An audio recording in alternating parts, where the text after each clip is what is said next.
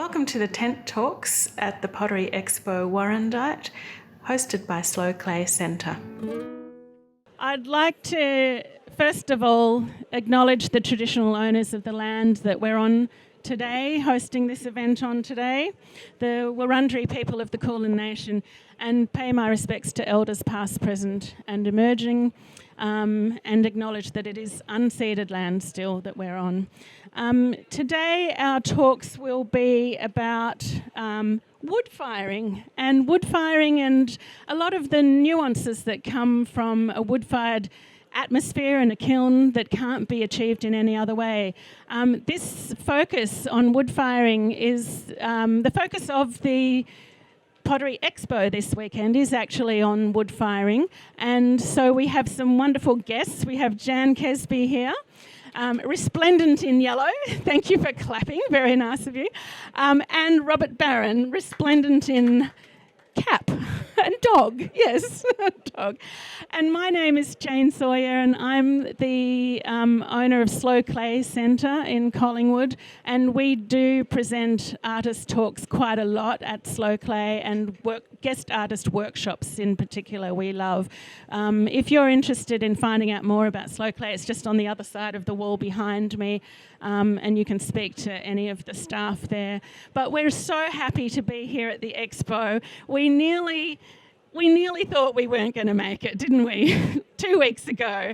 But here we are again, and it's been a whole year, and we were lucky enough to get in last year. Were any of you here last year? Because we were thinking, gosh, COVID's around, but, you know, what's it doing? And we weren't sure. And then, boom, the whole world changed. So I hope you have all been safe and your loved ones safe, because it's been a very, very difficult year for everyone. But it's good to see people again and to be here, and particularly today, not to have to wear masks, which is a big bonus for us all. So welcome to all of you. So we're going to start with Jan, and she'll talk a little bit about her work. We are filming this as well, so you might have noticed there's a couple of cameras around, and we're live streaming it on Instagram as well at the same time. So if you've got any friends, you want to quickly send them a message if they're not here and say, have a look at this if they're interested in listening to Jan and Rob. They're very welcome to tune in on Instagram. The recordings that we're making will be available through the Pottery Expo website eventually, once we edit them, and also our own website and the artists as well.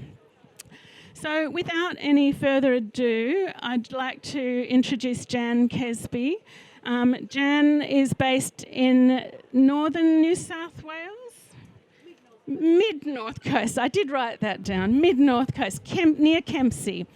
And she's been a potter all her life, and it's been wonderful to see the transition of Jan's work. She's really a specialist wood firer now, and she's had a number of different kilns over her lifetime that she fires, which I hope she's going to talk a little bit about. And basically became more interested in Japan after doing a residency there. So she'll talk further about that work, but if you could join me in making her welcome, that would be wonderful. Thank you. Thank you, everybody. Can you hear me? Am I on? First of all, I'd like to thank Jane and Slow Clay for having the initiative to, conduct these tent talks, because they're a very informative way of finding out what actually makes potters tick. So wood firing, making. Now, Jane has said, talk about our inspiration, and I find this a really interesting one, because for me, I can say my environment and the landscape really inspires me, but then I'm not sure if my work doesn't inspire landscape in the method that I've chose to use to obtain the effects that I do. So around my environment, the water, I've been I live close to the ocean, and I'm very passionate about, I guess you'd say, the four elements: earth, wind, water and fire. And with water, if I'm not in it and swimming, or I might be on the shore fishing, where I can observe what's actually going on in the water. And I find that quite a meditative state. I can also relate water very much to clay and the qualities, the fluidity, the softness of clay, which has a great appeal to me. So if I think of water, and then I'm also thinking of, I'm going to move on to how can I capture that in certain vessels through mark making, with my hands. I'm throwing cylinders, for example. How can I then translate that to represent water? A simple cylinder form, quite easy to throw, but then how can I make crevices or capture that fluidity? I like to work quite spontaneously with the clay, so I don't labour over it too much now. There probably was a time where you are a little bit precious and you don't move into the substance as spontaneously as you do. I find with the inspiration of water, and over the years, you start to become one with it, so it's inside, and then that's easily translated into the clay form. Another passion of mine is hiking. So I'm out in the bush walking, so the environment has, a big place to play in my work. Tree trunks, textures. I'm always looking at different mark making, as when we're out walking, that's what we're out there doing, and that actually, I find, absorbs or seeps into my subconscious, and then once again it becomes part of me, and in knowing what how I want to reference that in my work. So this is a cylinder. Most of these are all thrown on a kick wheel, and I have been making my own clay body for quite a while now. And I make my clay body because I've liked the response that it gives in the kiln. I'm also really curious about native materials and raw materials. And I was very fortunate to learn, what actually inspired my curiosity for this was when I was at Sturt, trainee at Sturt. We were making our own clay body, looking at local materials, washing and sieving ash out of the firebox, and then making that into glazes to go back onto the piece. So the clay body is foremost in the forming of the piece, and I like to use soft clay. The softer the clay, the better. And these are thrown on a kick wheel. So then basically using my hands to make the marks that are coming through the piece, and very fine wire in faceting it. And so it's representing water moving over rock faces. This particular piece, a lot of the yellow ash you see on it is all from the fire. And it's been fired a couple of times. I'm really enjoying the results of putting the works back into the kiln for a second and possibly even third time to achieve the depth of surface that I'm wanting in the piece. And this was fired in the firebox, and those very similar markings of the glaze starting to melt but giving you that lovely soft fold.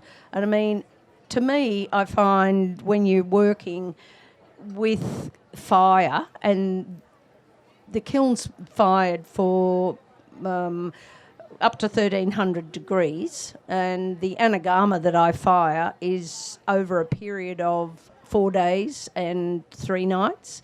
But then if the piece is fired again and you add that 72 hours, then you're looking at, 140 odd hours subjected to flame. some people would say that's underfired, but when you see it on the total piece and it's actually referencing those markings in nature that I so enjoy, and quite textural. Jan, you might have to explain what is a firebox. Right, firebox. That is where the timber goes into in the wood kiln. I have 2 wood kilns. One of them is an anagama, and I basically fire that for, as I said, the 4 days and 3 nights. I have a team, and we rotate through the evening. So the work is actually packed. I work from the back of the kiln to the firebox, and then I place work all around in the firebox of the kiln. And so over a period, the 4-day period, and I'm stoking and building the embers up. Pots are kept relatively free of the ember until I'm getting up to temperature, and then I'm pushing the embers and burying pieces into and under the ember. So you are then getting carbon inclusion. You're getting a lot of reaction happening in the firebox with unmelted glaze, with melted glaze. So it's building the firebox up and then letting the embers burn down again, which is laying down more ash over the surface, and then you cover them up again, build the embers up again, and let it burn down. So there's a process over that period of firing where you are controlling the embers, and this particular piece, interestingly enough, was fired right, in the front of the firebox next to a little ember, an air inlet that I can control when I want to actually burn the embers down. I introduce more air into the firebox, and when I want to build the embers up, I close that off. Oh, this is another one of my hiking adventures, and it's that white water and that blue. There's a really lovely piece down on my stand 54, which I feel really relates to this image. And there we are. And so there's carbon inclusion and lovely. When I'm talking about carbon inclusion, the glaze is actually, there's carbon that hasn't escaped from the clay body, and then the glaze is sealing over, and so you get this black surface area, and then once the clay body is starting to vitrify and you getting ash melting over it, that is actually trapped in the clay body. Another vessel representing, those markings from tree trunks. The pot has been made. I have made the markings through the cylinders, put a white slip on it, and then it has been fired in the wood kiln, where it's actually been subjected to quite a bit of ash that's landing on it. The lovely green colours and the yellow is where it's been subjected to the ash. The faceting on vessels, I really quite like cutting into vessels and making indents so they actually do look like they're born of the earth. Another thing, my workshop is on a native flower farm, and you might think this is a bit of a divergence, but it's always really paramount when you're using fresh flowers that they go into a vessel that is clean. And I've always had that in mind, that when I'm making functional vessels, you've got to be able to clean the vase. So hence a lot of making of cylinders. So I'm quite fortunate there to have a massive Australian native selection of flowers that then can be displayed in the pot, which I feel, brings the piece to life. This little piece was made in Japan and fired in the firebox for 6 days, and it has no no glaze on it whatsoever. So all the colourings and the marks that you can see are purely from the 6-day firing. Now, the timber we were using over there was a variety of pine, and pine is more a softwood and the ash is a lot softer. And the same process in the firebox, getting up to temperature, covering the pots, letting the embers burn down to get these lovely yellows. And as you can see, they were packed on shells, which also, form part of the story and the birth, the beginning of the piece.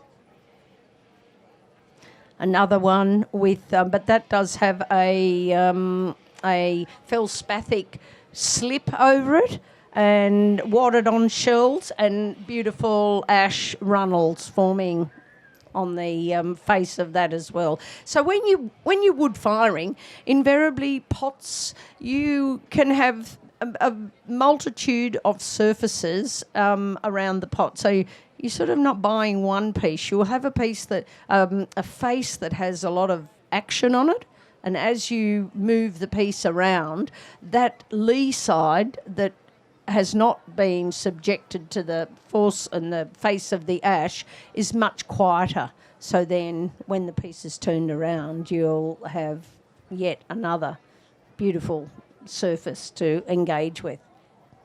I make what I refer to as landscape platters, and I have a very small one down on my stand.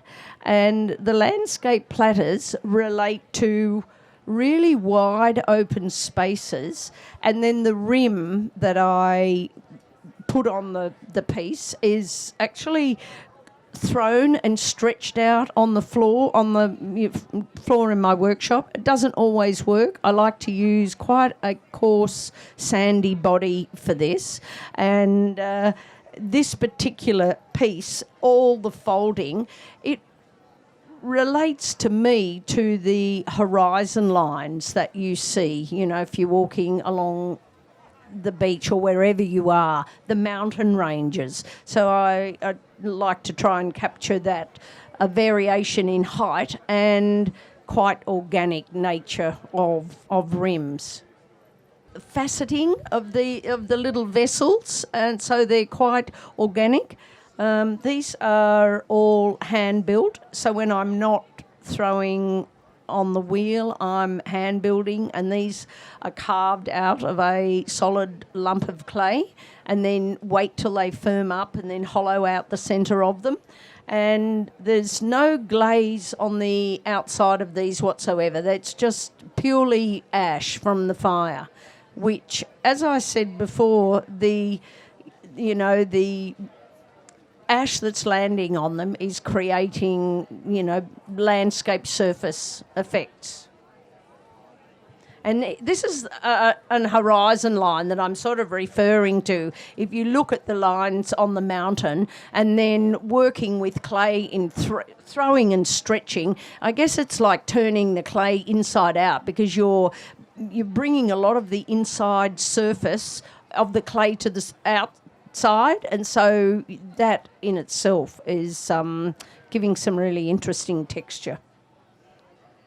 And this is the little landscape platter that's down on my stand. It has a feldspathic glaze on the inside, which is reminiscent of, I guess, water, rock formations, and which also has quite a lot of ash built up on the surface of it.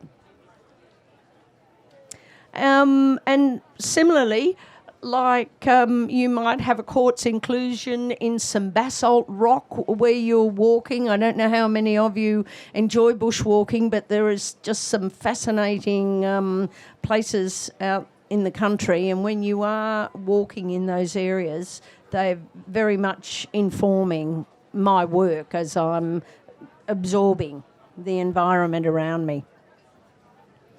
Now, this is the firebox of the Anagama, and I'm sorry I couldn't bring any of those larger pieces with me, because they've all sold. So, I mean, that's a good thing. But, and you can see the amount of ash that's there on the floor of the firebox. And I love filling the firebox up. And I think the firebox is most wood firers' favourite places. Would you agree, Robert? Yeah. Yes. So it takes me about a week to pack the Anagama. And there's 2 steps in it. The work right at the back is generally tableware, and it's much quieter work at the back. And during the period of the firing, when cone 8's down, we're up around 1280, 1220, 1280. I'm starting to side stoke at the back, and then so that means the wood is split into really quite slender pieces of wood, and side stoking happens, so you're building up ember and getting more heat in the back of the kiln, and that's when all the fun starts to happen. And quite often there's pots in that back section underneath the side stoke which are also buried and covered in embers, but often much quieter. They don't, because they haven't had the period or the subjection to the direct flame and fly ash that's moving through the front of the kiln. And I've had a Burri box for many years, and it had reached the end of its life, and so that was pulled down, and I built a catenary arch. Now, a catenary arch is basically a self-supporting arch of a kiln, and the firebox is still inside this. You can see some doors on the side, and it's stoked through the little doors on the side. Fire starts on the floor, and then when I'm getting up around 900 odd degrees, I move onto that through the door, and there is a grate in there, so the pots are still really in direct contact with the ash, but because that firing is smaller, it doesn't necessarily get the build up that I do in the Anagama. And I fire this kiln around 35 hours. So, and it's a beautiful kiln. It's a very even temperature throughout. The wood I'm using is offcuts from a local hardwood. I'm very fortunate that in our area they still, there's milling of timber. And I'd much prefer to be able to access all that wood pile than see it just burnt and go up and, nothing beneficial come of the burning. There's such great energy in all that wood. And then I go on to wood that is on the property, and quite often that's casuarina. Although now that I've been firing for some time, people are letting me know we're felling a pine tree. Are you interested? And yes, I'm always interested in wood because I'd prefer to be able to use it more so than have to go and cut it down myself. And so that I'm basically using wood that is obtainable in my area. And I have a wood splitter, of course, and would split all the wood for the firing. I couldn't exactly tell you the quantity that I use during that time, but all depends how long the firing goes for, of course, and as to how much wood I use. But I can happily say that before I've come down here, I split quite a lot of wood, so I can go home now and make and be ready for another firing. There you are, Jane. Lovely. Thank you, Jan. So while I change over from one speaker to another, from Jan to Robert, You are very welcome to ask Jan a few little questions. We will have a Q&A at the end anyway, so you're very welcome to stay on and ask further questions. But just while I'm doing that little transition, feel free to jump in and ask anything at all. And thank you, Jan. That was extraordinary. It's wonderful to see how you get a glimpse of how you do things. But if anyone wants to ask a question, just jump in while I'm changing over. The question was, where am I? I'm on stall number 54, down next to the International Academy of Ceramics. So I'm in good company. Or oh, my studio. My studio is in Kempsey, and it is Lily Lane, Lily Lane in Kempsey. And I'm at Muddy Bird, and that's MUDIBIRD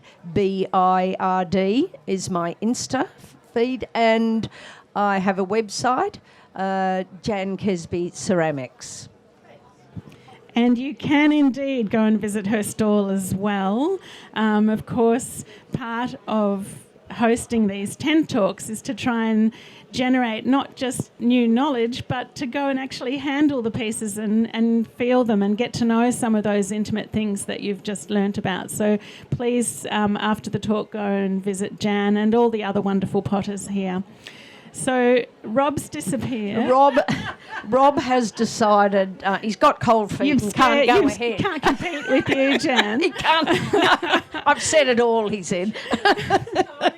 No, he's gone dry in the mouth, so he needs a drink of water. Yes. Does anyone else have a question while we're waiting for Rob to come back? That Anagama kiln of yours looked quite open. Do you have quite an open stacking of that kiln?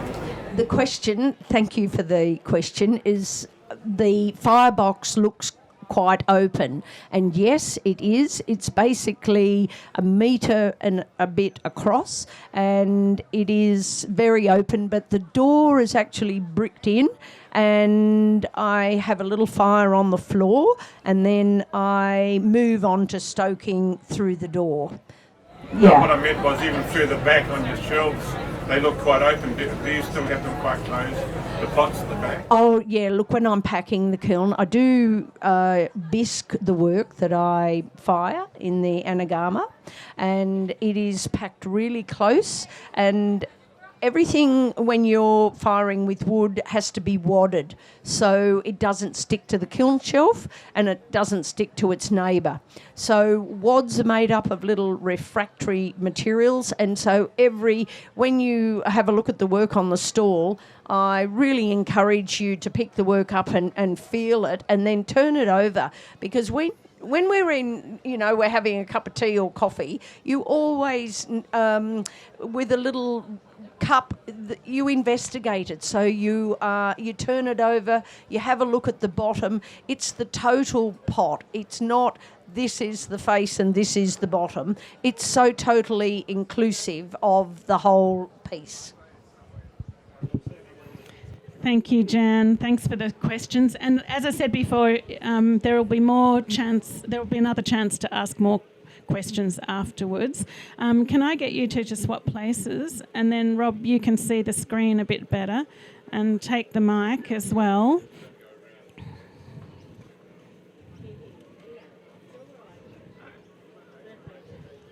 So I'd like to introduce Rob Barron and Gromit, the dog. Hello, Gromit. You heard your name. And Rob is based in Cardella, down in Gippsland, not too far from here, a couple of hours' drive. He has a wonderful studio down there that is open to the public, and I encourage you to visit if you haven't already. And Rob started early in life and travelled around. He came from a potting background, family, and then travelled for 5 years internationally, visiting studios and working with very wonderful potters. Came back and started Gooseneck Pottery in Cardella and has built a beautiful kiln down there. And so we look forward to hearing more details about your work, Rob, and your kiln, hopefully. Okay, handing over. Could you please make him welcome? Thank you. Hello, everybody. Thanks for coming along. And thank you, Jane. Thank you. Too far? Really close. Is that better? Is that better like that? Right, okay. Thank you, Jane, for putting on this event as well. I've just brought a few photos with me just to outline just what happens in the very front part of the kiln, which is what Jan has been speaking about as well. The very front of the firebox of the kiln is a very dynamic location where all kinds of wonderful stuff happens. I mean, in a kiln this big, there's lots of other fascinating areas as well. And to try and cram everything into 15 minutes is probably going to be a stretch. So I've only actually included slides from that firebox area. But there's a technique I've been messing around with for a number of years where I'm trying to enhance the build-up of wood ash and get a very heavy build-up of wood ash on the pieces. So now this is when the kiln was first built. So you can see there's the firebox and then 4 chambers afterwards. In more recent years, I've extended the firebox so I can get more work into that part of the kiln. And for this talk today, I'll just focus on that area. So if we flick on to the next, well, this is another view of the kiln. It's a beast. It's 40 feet long, 9 foot wide and 9 foot high. And you can get a lot of pots in there. I mean, over the years, I've generally fired it twice a year. In my twilight years, I'm just firing once. And it's incredibly taxing. It seems every firing gets more taxing. Okay, so front firebox. This is the type of effect that you can gain down there. This is entirely from melted wood ash. That piece has gone in with nothing, no glaze on it at all. And one of the things that I've been chasing is the blue. And this is one of the... It's a bit of debate what causes that blue, whether it's an iron blue or it's a chun blue, but it's basically from layers of ash building up on the pot. And there's generally a zone between the ember pile and the open air above where you'll get these lovely flashes. Very rare do you get that much blue in something. But you can see there's a huge range in texture from the lighter colour, which would have been above the ember pile, to the underneath, where there's usually big chunks of slag hanging off the bottom of the piece, where the glaze has melted and solidified in the molten in the ember pile. So, as Jan was saying, the packing of the firebox is quite a chaotic and complex feat. And of course, I always tend to be greedy, so the end result can be that pieces can stick together. You don't want to be too greedy, because otherwise they'll all come out in one piece. And it just can be incredibly difficult to separate. That's one example of a firebox stack. Some of those pieces will be left in, most of them will be left in where they're sitting now, but some will be manipulated and tipped over and moved around in the firing to try and achieve a richer quality of wood ash and depth of ash build-up. Now, you can see how there's a couple of very big pieces there that have been pulled over. See them floating on one side on a pile of ember. I've actually found I get the best results from this part of the kiln. Rather than wadding things on one side and just leaving them, I'll set them in standing upright, and then at full heat, once the ember has built up, and you've got to get them to full heat, because if you bury them in the ember too soon, they won't reach full heat.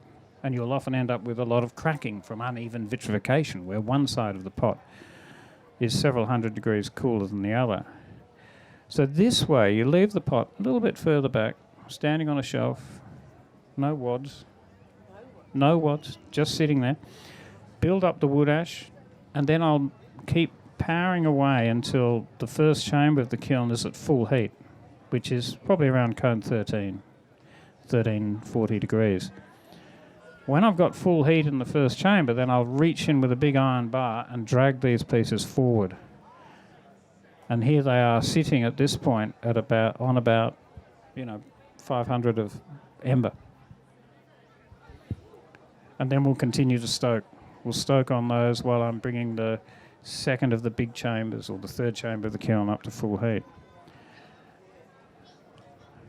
And it's amazing, when a piece is at full heat, you can drop a fence post on it and it won't break. They're incredibly strong at 1300 degrees. Hence, you can rip them out, rip them over and move them around. Anyway, we'll continue with the firing for another day or so. Whoops, back we go. and then you can see the streaks of wood ash running down them, can't you? You can see in that glistening mass, it's like they're covered in treacle, and it's running down. But of course, what's happening is they almost look like they're touching each other. Don't want to leave them when they're touching each other. If you get to the end of that firing at full heat, they're touching together, They're kissing. Yeah, they're kissing. Not to be separated. So, when I've got that next chamber at full heat and I'm about to wind up the front firebox, I'll get in there often with a big iron bar. Sometimes I'll lever it off the front firebox and lift up these pieces. And these are like big pieces I've got down there. They're large pieces. Leave them in place, and then I'll have my assistant pushing in ember underneath so that it stays suspended. And then often I'll have big chunks of timber that I'll jam between them so that they're nicely separated. I'll poke them around and make sure nothing's sticking together. And then we'll brick up the firebox and finish up. Big stoke and finish up. And what will happen is that those pots with their runny treacle, once we brick up, they'll start to cool and the glaze, bit by bit, will solidify. And then they're sitting in this bed of ember, and the ember will gradually burn down. Hopefully, by the time the pots hit the brickwork or roll to touch each other, then the glaze won't stick. It's solidified to a point where it will no longer stick. And this is a shot from straight after when I've unbricked the door. Like, I haven't moved that. That's how the piece, as the bricks undoored, doors unbricked, other way around, it'll end up just resting on the ember. You've got a piece like this down at your stall, haven't you? Yeah. Yeah. Yeah. There's one out the front of it there. So you can touch it and it'll just lift out, which will be the next one, and that's the piece. And very little grinding. You don't have to grind back any wads. I mean, sometimes they are very highly textured. Sometimes I'll call them my coat hangers. You can stand, as you walk into the house, you just throw your coat. It just sticks to the side of the pot. Very handy. And you don't want to rub up against them, otherwise you might, graze your leg. But you can see how underneath it's very heavily textured. See that lovely streak of blue running across it. You'll get these random and very unpredictable results. In fact, look, don't tell anyone, okay? But what I've found, to get that streak of blue, it's all to do with the cooling process. And if you let just a small amount of oxygen come in as the kiln's cooling, like I will do that final big stoke, and then I'll brick up the front fire mouth, but I won't seal it up. I'll let it breathe for about a half an hour, and that can make all the difference. You can fire for 5 days and stuff it up in the last 15 minutes. Because I have tried sealing it up, bricking it up and sealing it up straight away. Everything came out this dreadful shit brown. 6 months' work. Yeah, I'm hearing you. Anyway, Here's another example of a firebox stack. These are these. I haven't got any of these with me this time. These 3 tall pieces. And here's an example of greed. See how there are 2 jars standing rim to rim there?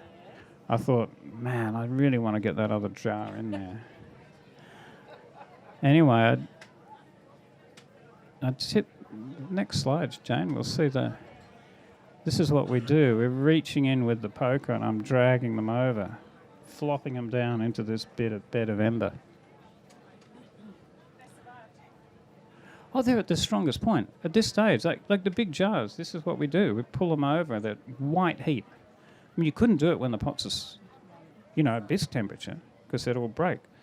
But at white heat, cone 12, you can do whatever you want with them. You could throw bricks at them and they're not going to break. If this is a bit too technical for people, just save up your questions. Don't go glazed, excuse the pun, with your eyes, but just save your questions up, because some of it is very technical, but it's fascinating to potters, and I'm sure will be once it becomes apparent what he's actually talking about. Well, the funny thing is that a lot of pottery with this sort of thing is quite counterintuitive, because obviously, you don't want to hurt your pots, but at full heat, they're extremely strong. It's like if you're overfiring your kiln. People say, oh, it's getting too hot. We'll stop stoking. That's the last thing you do. If your kiln's too hot, you stoke the crap out of it and then block the air, and then it'll cool down.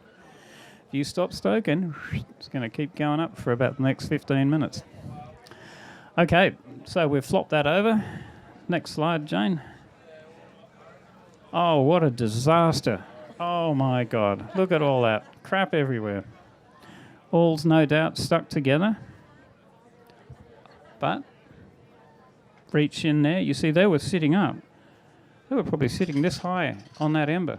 And then, once again, separated them all so they're not touching, and then allowed them to cool and gradually settle down. There are my 2 jars. See the 2 jars?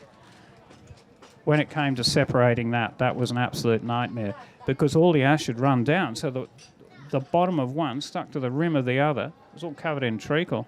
I actually had to get a crowbar in there to separate them, and often you'll see when things are stuck together, when they've been sitting there and all the ash is built up, you've got to prise them apart, and you see, it's like you see the treacle coming apart as you get them apart. So anyway, managed to separate them. But you look in, some people are there when I'm opening the kiln and they go, oh, Rob, you poor thing, what a disaster. But then, that's the underside of one of those pipes. We could go a detail on that too. Next one, Jane. That's just purely from the wood ash. Might be highly textured on the top side, but underneath there is this river of glaze that's run down. And there's the legendary blue. You can see little hints of it. There you go.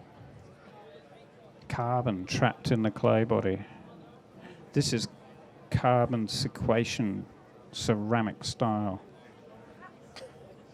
We're holding that nasty carbon within the clay itself. I know, we're not letting it out. That's right. There you go. That's the detail. Look at that. It's like blue carbon with molten tobacco spit over the top of it. Oh, and texture. You could hang your cashmere jumper on it. These woodies are very passionate people. I think you can get the picture. And, the ideal place for the kiln for the more sculptural pieces would be the firebox. Because often, like I do put mugs and bowls and things down there, but, they're pretty sharp. Sometimes you can cut your lip on that mug or that cup, or your hand. You're holding the G&T cup, ends up being a Bloody Mary. Dearie me. So once again with this was set up towards the back of the firebox, and I've got a long steel bar with a hook on the end of it, and drag this thing out.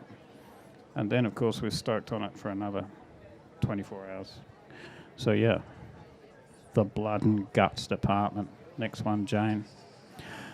Similar sort of thing. You know, this one, I mean, it must have stuck to something, whether it's picked up a bit of slag off the floor. You can tell by the runs of ash that, you know, it hasn't been standing straight up and down, has it? And that's one of the things that I find fascinating with this part of the kiln. The way the ash runs tells you this story about where it's been, how it's been sitting in the kiln. Sometimes you'll have multiple runs from different directions if you've tipped it over and moved it, which can be a bit chaotic, but you know, you've got to be careful with these things, you know, to make sure you pull it over in an aesthetically pleasing manner. These are some slab forms. That's a pretty big piece, that. Probably close to 1 metre by 800. Same deal. This is like, it's actually a hollow form. It's like a big pasty made out of clay.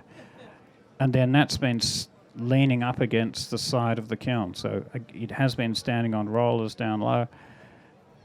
And then the wood ash runs down. And of course that metallic area is where the amber has been built up on the piece. I've been having some fun with these. This is, again, similar sort of scale. The top edge would have been the area that's under the ember pile. And another form, kind of a wave form. And pieces like this would have been, well, you can tell. You tell me. Was that tipped over? Correct. Because you can tell the ash runs are going straight down. So this would have been fired at the very back of the firebox, where you can't tip everything over. Otherwise, they're all going to stick together. So that would have been placed at the back. Mind you, we've probably been stoking on the side of it through the stoke hole to build up the ash and get that nice carbon trap. Bottles in amongst those big pieces would be fired laying down on one side. So again, you get this running of ash across the horizontal lines across. And there we go. That's what we do at the end. For no other reason than it looks beautiful. Okay, and that's me as a young bloke travelling around Spain. So thank you all very much for listening.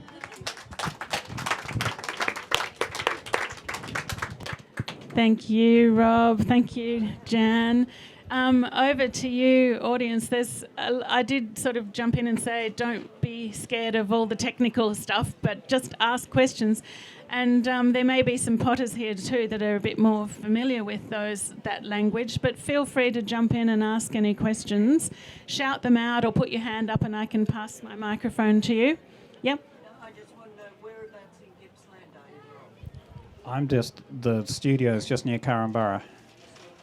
Yeah, a little place called Cardella. Gooseneck. On the goose. Go and visit his stall and grab a card. Stall number down the end and to the left. On the corner. By the corner. Yeah. 54, actually, thank you. Just one other point. If any of you find a white iPhone, do you reckon you could... Yeah. Oh, dear. Yeah. Gosh. I don't know where it went. I thought I had it when I came here. But if you find one, just give me a shout. Information tent might have been handed in. Any other questions to ask either Jan or Rob? Yes, Sandra. Can you... Yeah. I do wood fire, but I fire about 14 hours. So my question is about colour. So I'm colour on the form, raw glaze. So you do get colour from the ash, and then are you getting colour also from the path of the flame, like those sort of reds? What's in it? is it still something, minerals or something from the wood, but not ash? Yeah, a whole lot of stuff. I mean, you'll have a localised heavy reduction from where that flame is looking past the piece. So that's going to change the oxides in the clay and the glaze. So you'll get a certain amount of flashing from that. Every time you chuck a log on the fire, you get a shower of sparks. That's a little bit of wood ash. So as it reaches the hot part of the kiln, that melts into a tiny droplet of glaze. So they're two of the factors. And I think one of the other factors, especially when you're talking about the work from down in the firebox, you're talking about is the carbon getting trapped. And that will often happen from where the ember is actually built up against the side of the work. So if you're firing, say, in a fast fire, where there's the firebox isn't actually spilling onto the work, the ember's not spilling onto the work, you're probably not going to get so much of that carbon trap. But you're certainly going to get a lot of fly ash and those other variations in flashing. Another way to really to increase that flashing is go hot. Go hot or go home, as they say in the wood firing fraternity. And, comb 13 or above. The other thing I would say is an iron body. The clay body is also dependent on the amount of colour that you're going to get. And firing for 14 hours, I'm sorry, you're only just starting. You don't get a lot of ash, or all depends what sort of, a kiln you've got. And then when you get to top temperature, how long you stay there for? So you get it up to temperature and you stay there, or you soak it for as long as you can. Would you agree? Yeah, absolutely. It's the time at full heat that counts.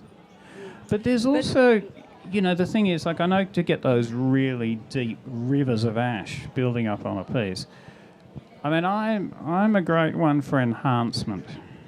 I like enhancement on a pot. So I will scoop up ember and chuck it over things.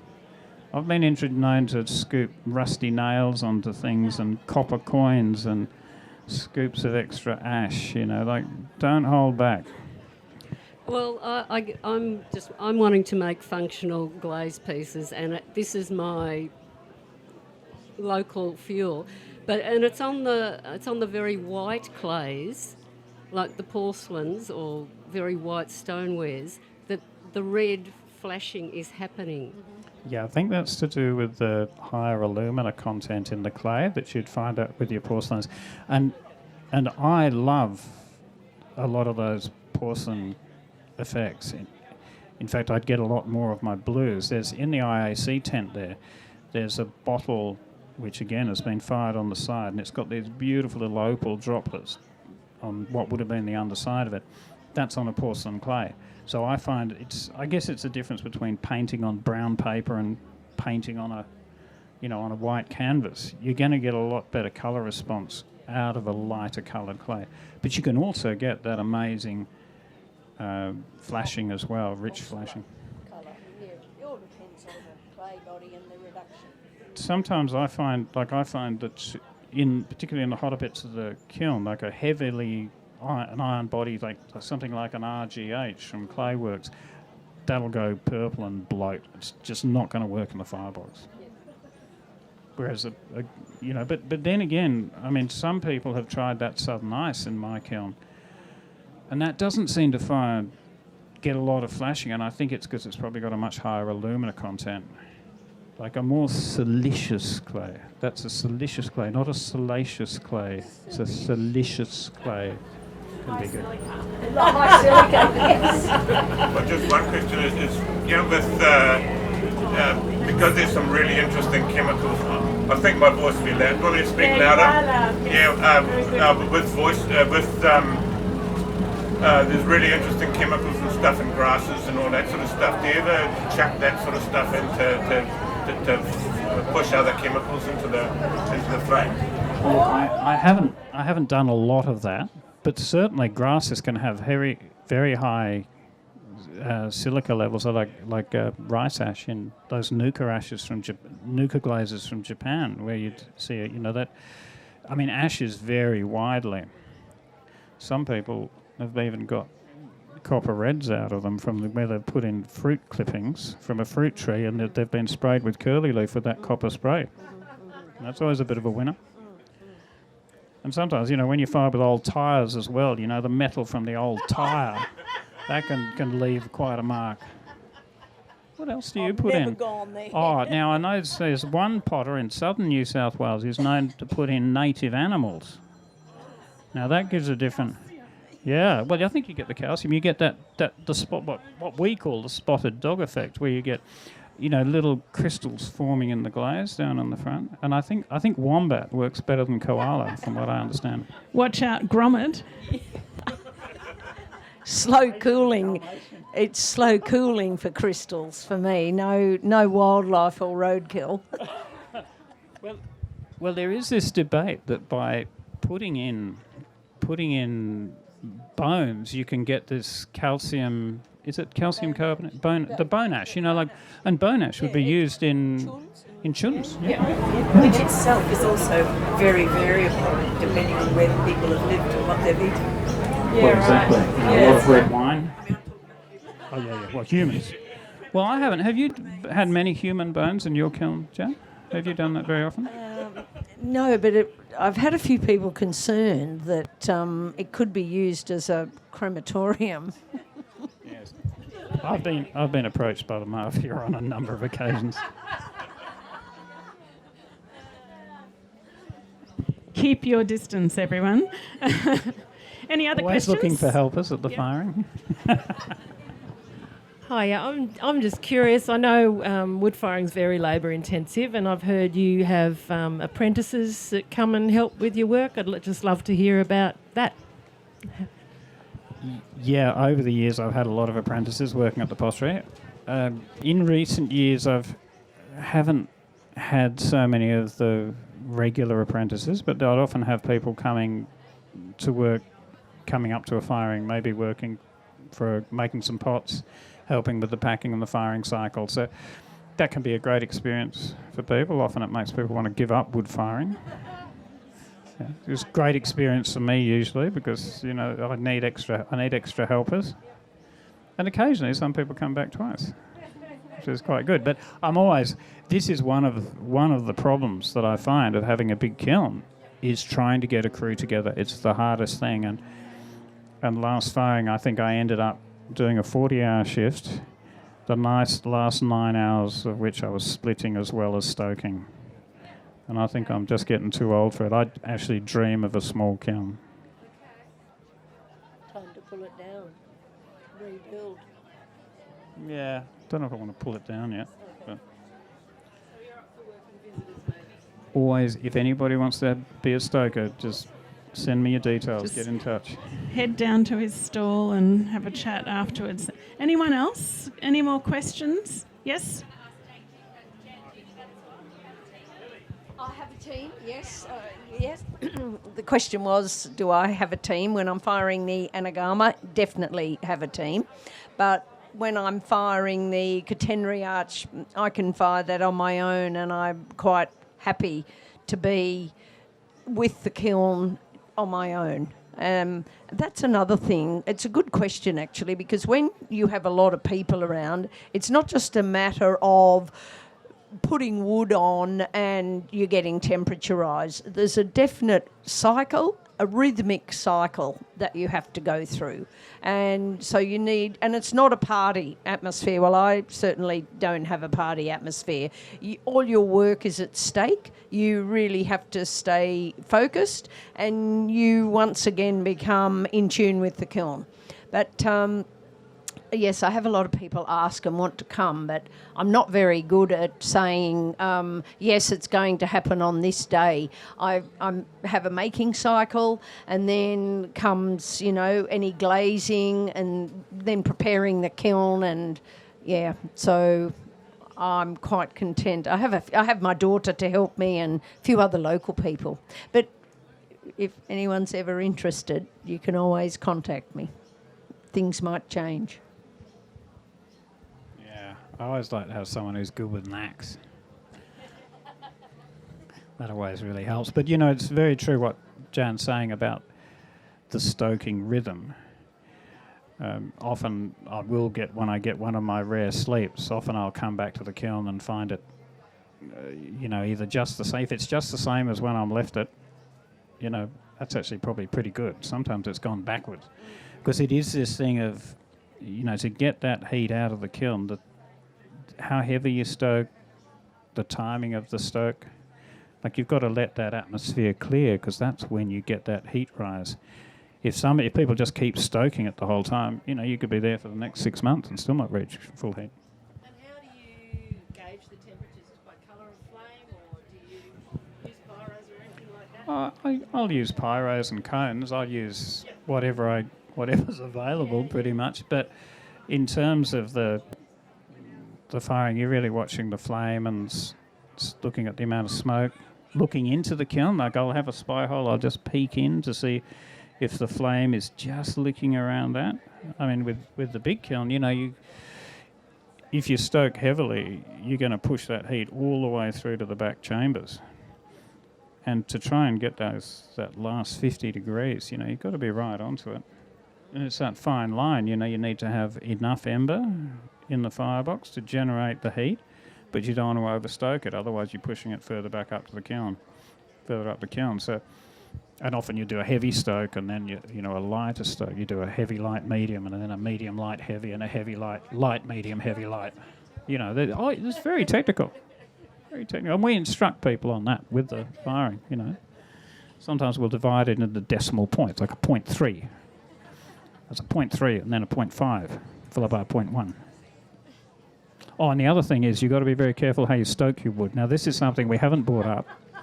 Very important factor with how you stoke, because how when the tree grows this way. Like, when we stack everything in the shed, we stack it in like the tree has grown. And then when we come to stoke, you've got to put it in the right way round. If you put it in the wrong way round, then the temperature goes down. Put it in the right way round, temperature goes up. So you've got to be very careful how you stack your wood. Wood management's very important. Isn't that right, Jan? Oh, and the other thing is bark up or bark down.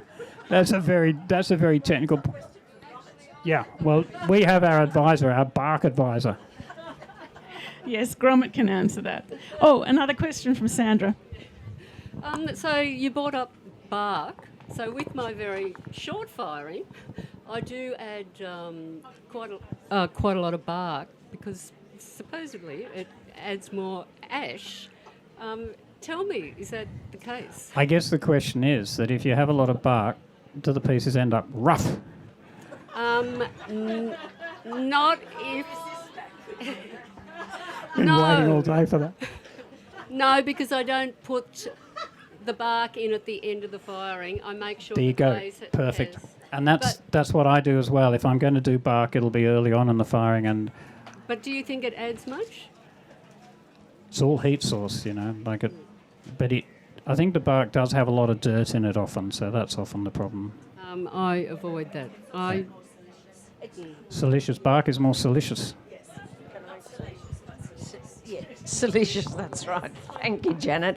I do a cycle where I might stoke just with bark for a few hours, because what I find is when the bark has burnt and there's ember, it is the lightest, fluffiest material and very easy to manoeuvre around.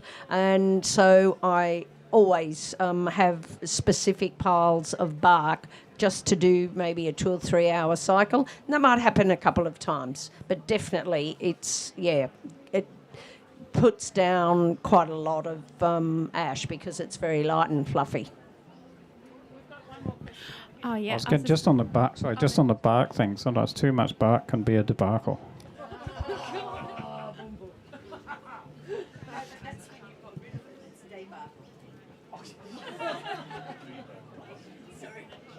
That's all right. My question is about more like education, that you've both been doing it for a long time, and you've obviously all your skills have come from experience of doing it yourself.